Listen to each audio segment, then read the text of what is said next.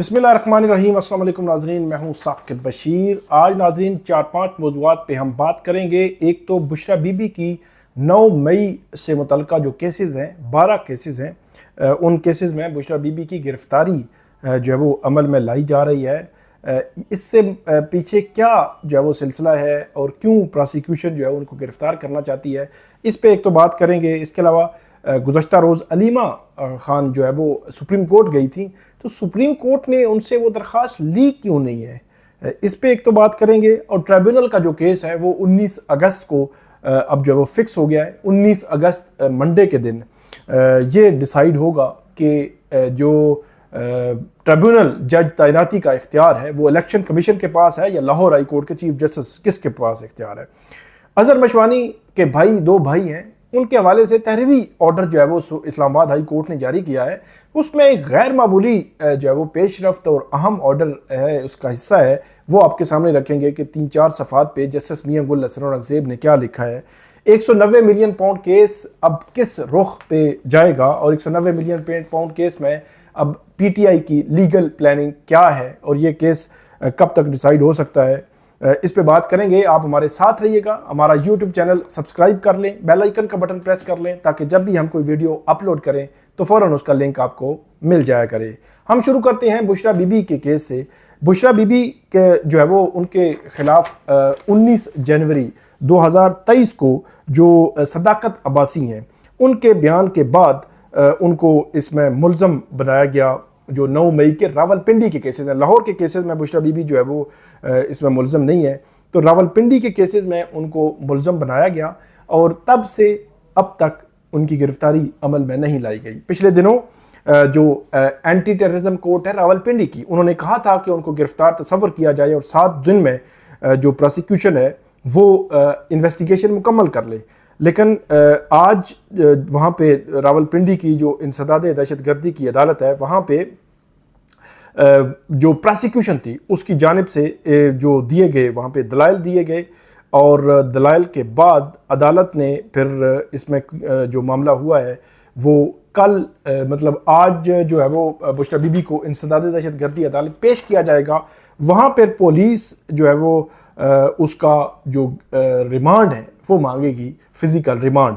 तो इसमें जो इल्ज़ाम मैंने आपको बताया था कि जूम मीटिंग में बताया जाता है कि जूम मीटिंग में वो कहा था उन्होंने या मौजूद थी या इस किस्म का कोई इल्ज़ाम लगाया जाता है कि जिसमें जी प्लानिंग हुई थी कि वो इंस्टीट्यूशन पर हमले होने हैं और इस तरह का मामला जो है, तो उस मीटिंग का हवाला देकर बुशरा बीबी को इस केस में रखा गया।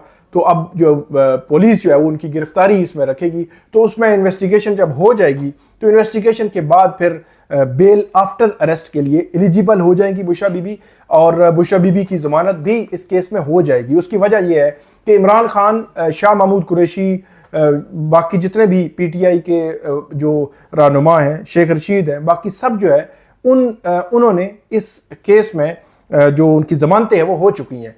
तो हमेशा से ये उसूल है कि कानूनी तौर पर भी अदालतें भी इसको देखती हैं कि को अक्यूज्ड मतलब जो शरीक मुल्ज़मान होते हैं उनकी अगर ज़मानत हो जाए तो बाकी मुल्ज़मान की ज़मानत इसी बुनियाद पर हो जाती है। तो इस बुनियाद पर बुशरा बीबी की ज़मानत भी इस केस से हो जाएगी, लेकिन फिजिकल रिमांड ख़त्म होने के बाद वो बेल अप्लाई करेंगी और वो बेल उनको ग्रांट हो जाएगी अगले 10, 15, 20 दिन में। ये 12 केसेस हैं 9 मई के रावलपिंडी के केसेस हैं जिनमें बुशरा बीबी को जो है वो रखा गया है।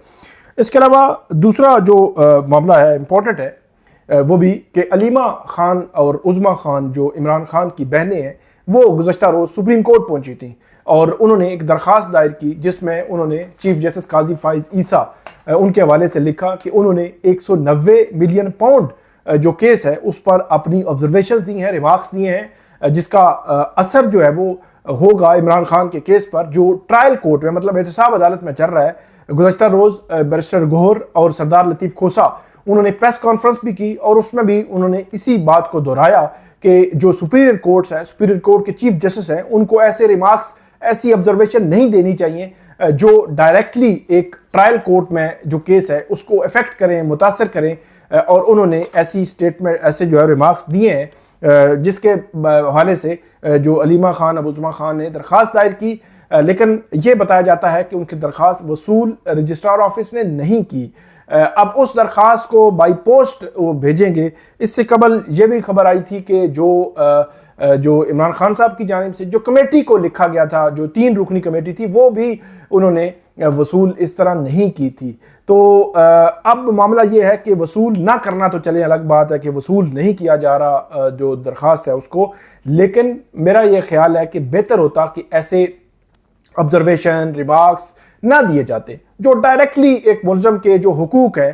یہ سب جوڈس میٹر میں عمومی طور پر ججز ایسی بات نہیں کیا کرتے، سپیریئر کورٹس کی خاص طور پر ججز، اور وہ اس کا خیال کرتے ہیں، ہمیشہ سے کسی وکیل کو نہیں بولنے دیتے، کسی فریق کو نہیں بولنے دیتے، بلکہ چیف جسٹس قاضی فائز عیسیٰ کو خود میں نے سنا کہ جو کیس ہے شوکت عزیز صدیقی صاحب کا کیس تھا، اس میں فیض حمید کے حوالے سے جب بات آئی تھی یا کسی اور کے حوالے سے بھی، تو انہوں نے کہا تھا کہ کیونکہ وہ ہمارے سامنے نہیں ہے تو ان کے حوالے سے بات نہ کریں۔ تو اس کا مطلب یہ ہوا کہ جو آپ کے سامنے نہیں ہے اس کے حوالے سے بات نہیں کرنی چاہیے۔ تو اس کیس میں عمران خان کے خلاف یہ کیس چل رہا ہے، بشریٰ بی بی کے خلاف کیس چل رہا ہے، وہ آپ کے سامنے نہیں تھا تو اس کے حوالے سے بات نہیں کرنی چاہیے تھی جو ڈائریکٹلی اس کو افیکٹ کرے۔ بہرحال یہ درخواست وصول تو نہیں کی گئی، لیکن دیکھیں گے کہ اس کا کیا کوئی اثر ہوتا ہے یا نہیں ہوتا۔ ٹریبونلز کیس ہیں، یہ 8 ٹریبونلز ہیں جو پنجاب میں جو الیکشن پٹیشنز ہیں جن کو انہوں نے سننا ہے، وہ غیر فعال پڑے ہوئے ہیں۔ سپریم کورٹ کے سٹے دیا ہوا ہے، سپریم کورٹ نے، ہائی کورٹ نے اسلام آباد کے 3 ایک ٹریبونل پر سٹے دیا ہوا ہے، وہ غیر فعال پڑے ہیں۔ 180 دن میں وہ پٹیشنز ڈیسائیڈ ہونی ہوتی ہیں الیکشن ایکٹ کے تحت۔ الیکشن ایکٹ پہ لکھا ہوا ہے کہ جو الیکشن پٹیشن آئے گی 180 دن میں اس کا فیصلہ ہو جائے گا، لیکن فیصلہ نہیں ہوا کیونکہ غیر فعال ہے، اور پچھلے 1-1.5 ماہ سے یہ معاملہ جو ہے چلا ہوا ہے۔ اور سپریم کورٹ نے پچھلی سماعت پر یہ کہا تھا کہ چیف الیکشن کمشنر اور جو chief justice Lahore high court ہے وہ آپس میں جو ہے وہ میننگ فل کنسلٹیشن کریں، ملاقات کریں، ملیں، اس میں بات کریں۔ لیکن اس میں خبر یہ آئی تھی کہ لاہور ہائی کورٹ کی چیف جسٹس نے کہا کہ جو 8 ججز کا ٹریبونل ہم نے دیے ہوئے ہیں وہی برقرار رہیں گے۔ یہ ذرائع سے خبر آئی تھی، جس کے بعد اب سپریم کورٹ 19 اگست کو اس کیس کو سننے جا رہی ہے۔ اس کیس میں اہم سب سے معاملہ یہ ہے کہ جو اختیار ہے وہ چیف الیکشن کمشنر کے پلڑے میں جائے گا یا چیف جسٹس ہائی کورٹ کے پلڑے میں جائے گا، کیونکہ اس میں جسٹس عقیل عباسی یہ کہہ چکے ہیں کہ جو الیکشن کمیشن ہے اگر ہم سے پینل ججز مانگتا تو پھر میں ان سے پوچھتا کہ یہ کیسے آپ پینل ججز مانگ رہے ہیں، مطلب کیسے پک اینڈ چوز کر سکتے ہیں، کیسے آپ یہ کہہ سکتے ہیں کہ یہ جج رکھنا ہے، یہ نہیں رکھنا، اور یہ رکھنا ہے اور یہ نہیں رکھنا، یہ کیسے کہہ سکتے ہیں؟ تو یہی بات جسٹس جمال خان مندوخیل نے بھی کی تھی کہ ملک شہزاد احمد خان جنہوں نے 8 ٹریبونل تعینات کیے تھے، انہوں نے کہا تھا کہ اگر میں chief justice Lahore high court ہوتا تو میں بھی یہی کرتا۔ تو یہ مطلب جو رائے ہے وہ 5 ممبر کا بینچ ہے، جس میں جسٹس امین الدین خان ہے، جسٹس نعیم اختر افغان بھی ہیں، جسٹس عقیل عباسی ہیں، جسٹس جمال خان مندوخیل ہیں، اور چیف جسٹس قاضی فائز عیسیٰ ہے۔ 5 ججز ہیں، ان میں جو رائے کا ڈیفرنس بھی تھا پچھلی سماعت پر، اب جو ہے وہ 19 اگست کو کیا ہوتا ہے اس بارے سے کچھ کہنا قبل از وقت ہے۔ اسلام آباد ہائی کورٹ کے ٹریبونل کا معاملہ بھی چیف جسٹس لاہور جو اسلام آباد ہائی کورٹ ہے ان کے فیصلہ محفوظ ہے، 24 جولائی سے فیصلہ محفوظ ہے، اب تک فیصلہ نہیں آیا۔ اب دیکھنا یہ ہے کہ وہ فیصلہ کب آئے گا، کیونکہ بہت عام ہے، 3 حلقے اسلام آباد کے بہت اہمیت کے حامل ہیں۔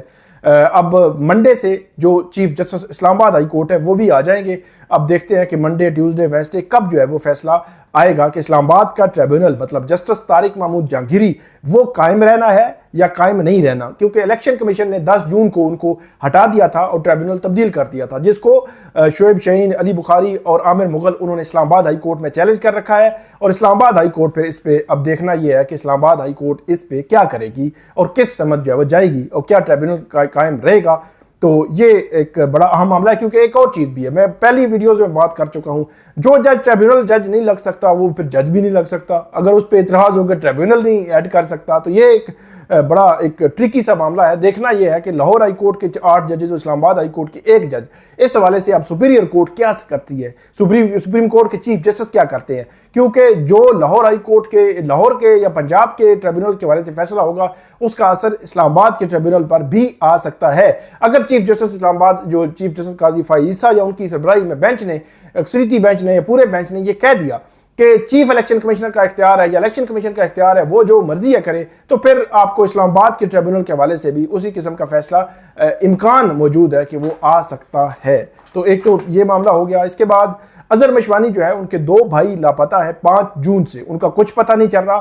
جو وزارت دفاع ہے، وزارت داخلہ ہے، پنجاب پولیس ہے، آئی جی اسلام آباد ہے، اسلام آباد پولیس ہے، FIA ہے، سب کہتے ہیں ہمیں کچھ معلوم نہیں. جسٹس میاں گل حسن اورنگزیب نے گزشتہ جو سماعت تھی اس سماعت کا تحریری آرڈر جاری کیا ہے. 5 صفحات پر مشتمل یہ تحریری آرڈر ہے، جس میں انہوں نے کہا کہ سیکٹری دفاع نہیں آئے، ان کے جو ماتحت تھے وہ آئے، جو اسسٹنٹ یا جو ایڈیشنل سیکٹری تھے، جوائنٹ سیکٹری تھے وہ آئے، پھر سیکٹری انٹیریئر آئے، DG FIA آئے، لیکن IG نہیں تھے، DIG جو ہے وہ آئے.